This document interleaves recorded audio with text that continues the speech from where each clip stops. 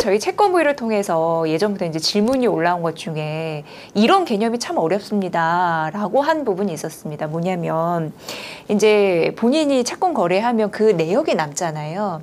거기에 은행 환산 수익률과 실질 투자 수익률 이렇게 개념이 헷갈리다고 어떤 차이가 있는 거냐고 하시더라고요. 장외 채권 같은 경우에는 항상 메뉴에 들어가서 창을 보시면은 은행 환산 수익률을 항상 같이 표시를 해주시거든요.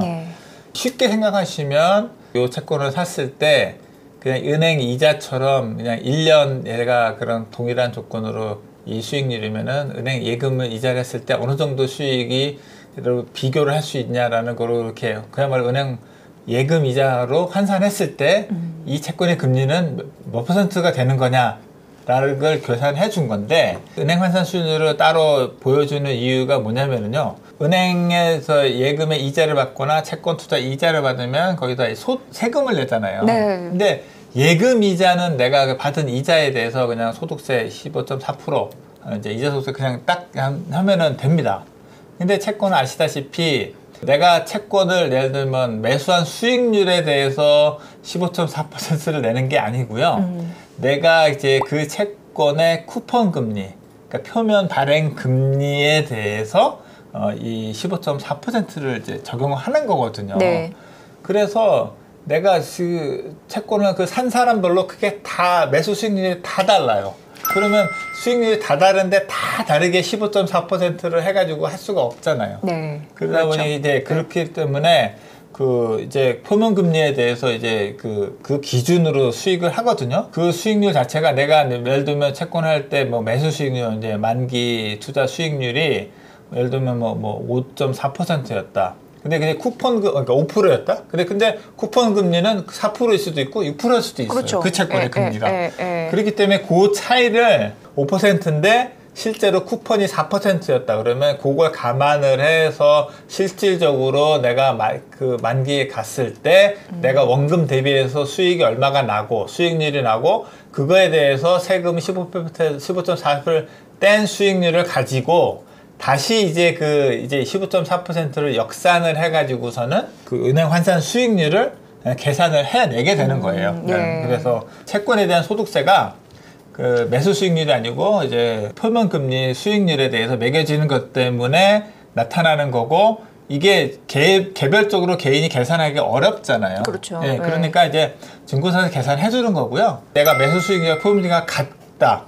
그러면은 사실은 이제 똑같기 때문에 그냥 그 자체가 그냥 은행 환산 수익률하고 똑같다고 그냥 보시면 되고 그냥 이제 그게 동일 만기 1년 기준으로 은행 금리와 비교해도 이제 무방한데 그거는 보통 이제 만기가 짧은 경우에 해당이 되고 이제 만기가 아주 긴 채권이면은 사실은 은행 환산 수익률이 큰 의미가 없습니다. 왜냐하면은 이제 은행 환산 수익률은 달리로 계산되기 때문에 그렇게 아주 만기가 긴 채권을 은행 환산 수익률로 그냥 믿고 하면은 사실은 그게 좀 수익률이 과대 계산되는 측면이 있거든요. 근데 회사채는 뭐 사실은 만기가 아까 말씀드린 길지 않으니까 큰 차이는 없고 그냥 하나의 참고 지표로 은행 환산 수익률을 보시면 되고 그냥 이건 참고고요. 실제로 이제 투자하실 때는 그러니까 은행 환산 수익률 말고 그 매수 수익률이라고 매수입니다.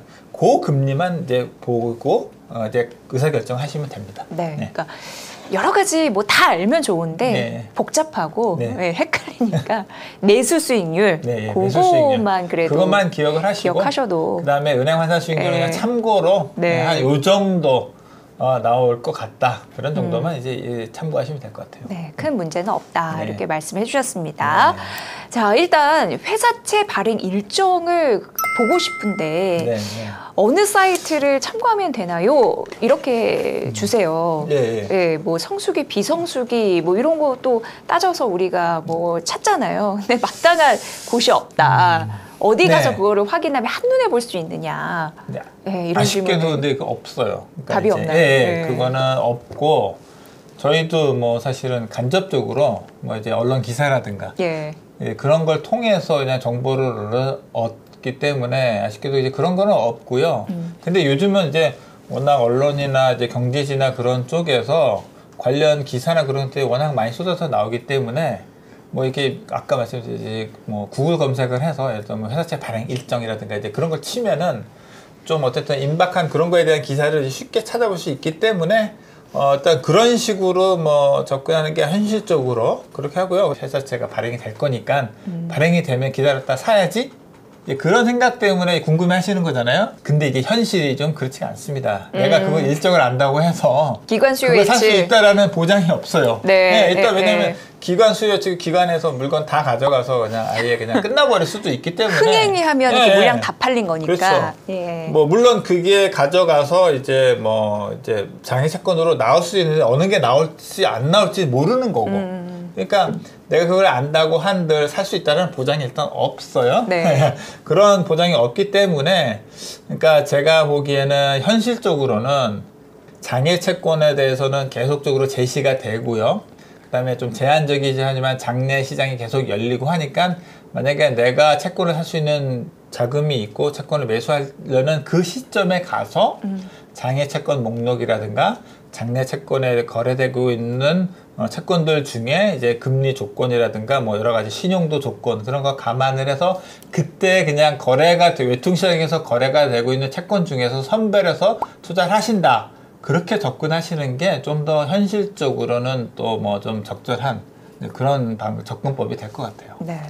이런 어려움이 있기 때문에 네. 채권 부위에서 날로 먹는 회사채 코너를 마련을 합니다. 예. 참 아주. 네. 그래서 거기 뭐 회사채 종류, 뭐 발행 일자, 기관 수요 예측 그 날짜까지 그리고 최대 물량, 예, 그런 그리고 최대 주관사와 인수단 그것까지 표기를 해놨으니까 그래서 날로 먹는 이렇게 떠드린다고. 그러니까 뭐 그 궁금하신 분들은 채권 부위를 유튜브 채권 부위 날로 먹는 회사채 거기에 있다라는 거. 네, 저도 몰랐는데. 꼭 한번 봐주시기 바랍니다. 여러분 꼭 참고해 주시면 될 것 같아요. 그 저희가 이제 정보 다 모아서 거기에서 보여드립니다.